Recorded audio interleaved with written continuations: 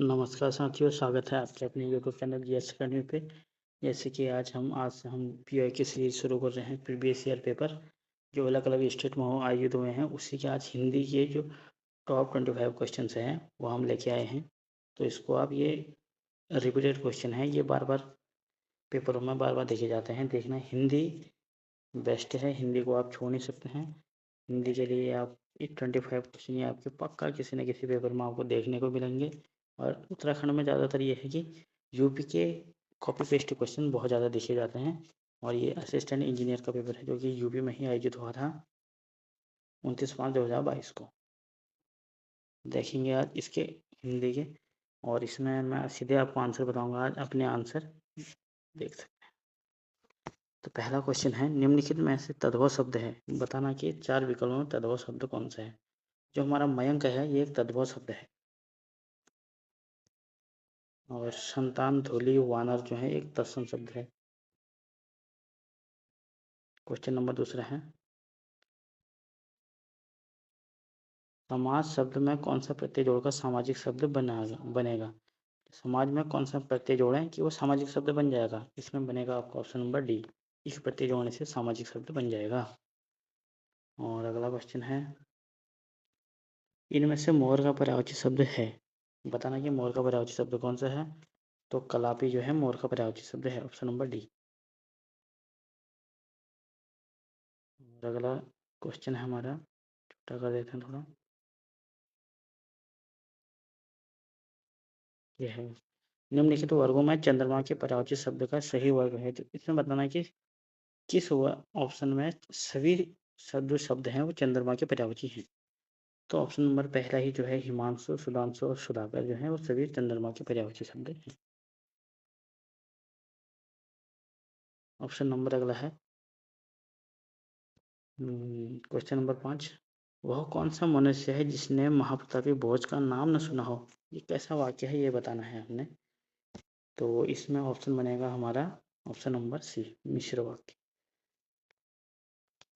मिश्र वाक्य बने जो जिसने कि ऐसे शब्द हमें जिसमें देखे जाते हैं वो आमतौर पर मिश्र वाक्य होते हैं। क्वेश्चन नंबर अगला, छठा क्वेश्चन, एक शब्द में महाप्राण व्यंजनों की संख्या नहीं हुआ है। किस शब्द में महाप्राण व्यंजनों का प्रयोग नहीं हुआ है ये बताना है। जो महाप्राण व्यंजन का प्रयोग नहीं हुआ है वो बताना है। तो इसमें हमारा ऑप्शन बनेगा ऑप्शन नंबर ए, जोगन। इसमें महाप्राण व्यंजन का प्रयोग नहीं हुआ है।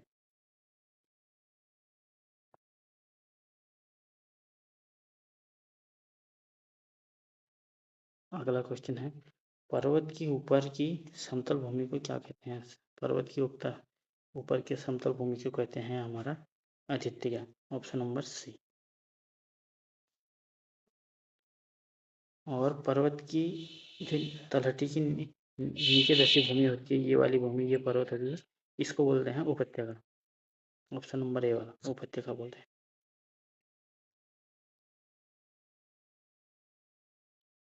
अगला क्वेश्चन है, पांडव शब्द में इनमें से प्रयुक्त प्रत्यय है। जो पांडव में कौन सा प्रत्यय है ये बताना है हमको।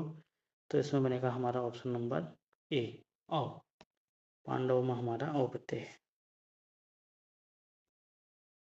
और अगला क्वेश्चन है, पांडव में हमारा सी, माफ कीजिएगा, पांडव में हमारा अ प्रत्यय लगा हुआ है, इसको करेक्ट लीजिएगा, माफ कीजिएगा।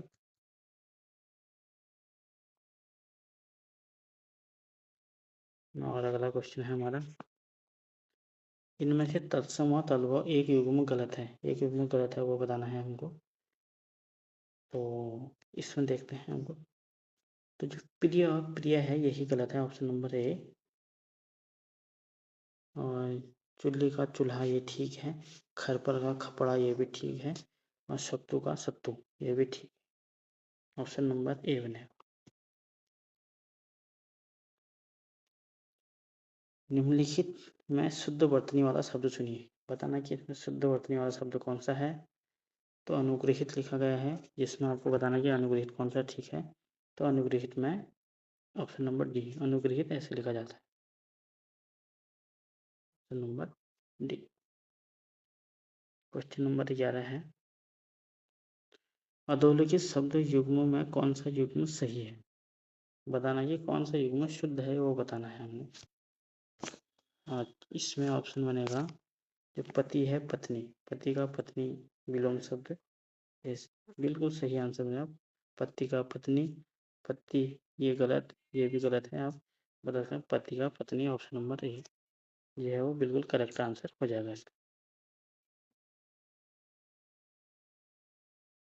और अगला क्वेश्चन है, अनेकार्थी शब्द में अक्षर का इनमें से एक अर्थ नहीं है।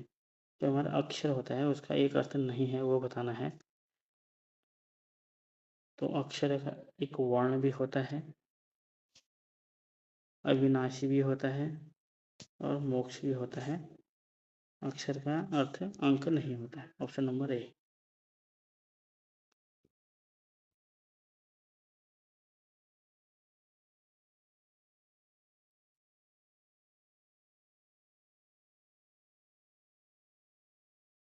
क्वेश्चन नंबर तीसरा है, 13 सॉरी, किस वर्ग की सभी ध्वनियाँ मूर्धन्य है? आपको पता है मूर्धन्य ध्वनि बतानी है हमको, तो इसमें बनेगा ऑप्शन नंबर ए। जो टॉ वर्ग है वो हमारे मूर्धन्य वर्ग में आते हैं। क्वेश्चन नंबर 14 है, अर्थ व प्रयोग की दृष्टि से कौन सा मुहावरा गलत है, ये बताना है। उसमें अर्थ व प्रयोग के आधार पर कौन सा मुहावरा गलत है हमको ये बताना है। पहला ऑप्शन है खाक छानना, उसका अर्थ है दर दर भटकना, सही है। राम ने पहले तो पढ़ाई नहीं की और अब नौकरी के लिए खाक छान रहा है, बिल्कुल सही है। और अगला है, आस्तीन का सांप धोखेबाज के लिए प्रयोग होता है। प्रयोग हुआ है, मैं जिसे अपना मित्र समझता था वह आस्तीन का सांप निकला, ये भी बिल्कुल सही प्रयोग हुआ है, ये भी सही है, ये भी सही है। चौथा और पांचवा ऑप्शन देखते हैं हम, सी और डी। ओखली में सिर देना, ओखली जानबूझकर विपत्ति में फंस जाना, और जिसका प्रयोग हुआ है, उसे इतना समझाया कि राम सेवक के साथ मिलकर खेती मत करो, लेकिन वह माना नहीं, उसने जानबूझकर ओखली में सिर दे दिया। यह भी बिल्कुल सही प्रयोग हुआ है और इसका अर्थ भी जो है वो बिल्कुल करेक्ट है। तो अगला हमारा ऑप्शन बनेगा हाथ मलना, हाथ साफ करना। हाथ मलने का अर्थ हाथ साफ करना नहीं रहेगा, हाथ मलने का अर्थ हो गया पछताना। जैसे कि हम कोई काम करते हैं हाथ मलते ही रह जाएंगे, देखते ही रह जाना, इस तरह से इसका प्रयोग हुआ है। तो ऑप्शन नंबर डी बनेगा। और क्वेश्चन नंबर 15 है, किस वाक्य में कर्मक सकर्मक क्रिया है? बताना कि हमको सकर्मक क्रिया कौन सी है। श्याम खाता है, सांप सरकता है, सूरज निकलता है, गाय बैठती है। सकर्मक क्रिया, सकर्मक का मतलब होता है जिसमें कर्म का कर्म हुआ हो। तो हम कर्म का क्या और कैसे क्वेश्चन करिए हम इसका पता लगा सकते हैं। क्रिया से पहले हम क्या लगा के, जैसे कि हम पहला ऑप्शन है शाम खाता है, खाना उसकी क्रिया हो गई।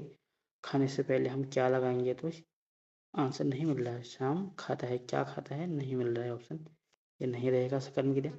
श्याम सरकता है, सरकना क्रिया है, क्या सरकता है, श्याम सरकता है, ये भी नहीं बैठेगा। और तीसरा ऑप्शन सूरज निकलता है, निकलता है, निकलना क्रिया हो गई और क्या निकलता है, सूरज निकलता है, इसमें हमको आंसर मिल गया है। तो ये एक सकर्मक क्रिया है। और वैसे ही ऑप्शन नंबर डी देखें तो हम गाय बैठती है, क्या बैठती है, ये नहीं मैचिंग हो रहा है, ये भी गलत हो गया। तो इसमें ऑप्शन नंबर सी जो हमारा करेक्ट आंसर बैठे।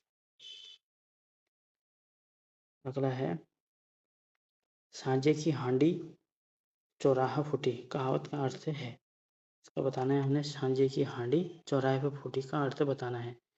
जो हमारा आंसर बनेगा, जिम्मेदारी एक व्यक्ति की ही हो अन्यथा कार्य बिगड़ जाता है, ऑप्शन नंबर बी।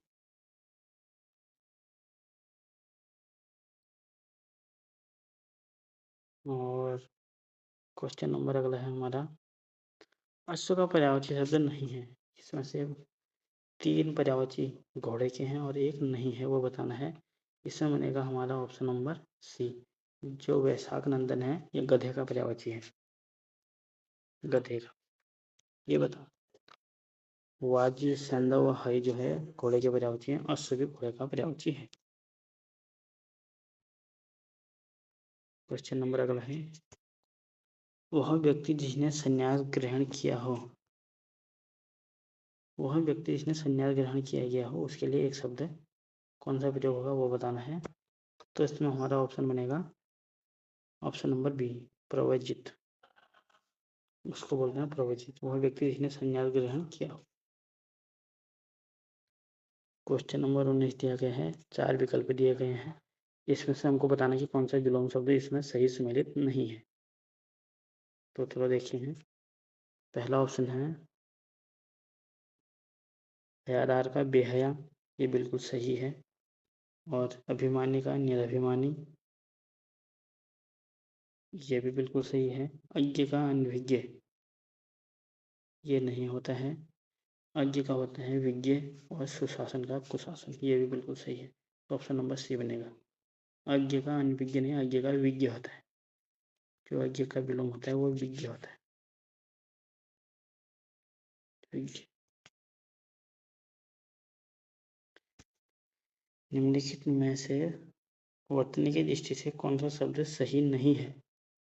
हमको ये बताना है कि कौन सा शब्द सही नहीं है, ये बताना है।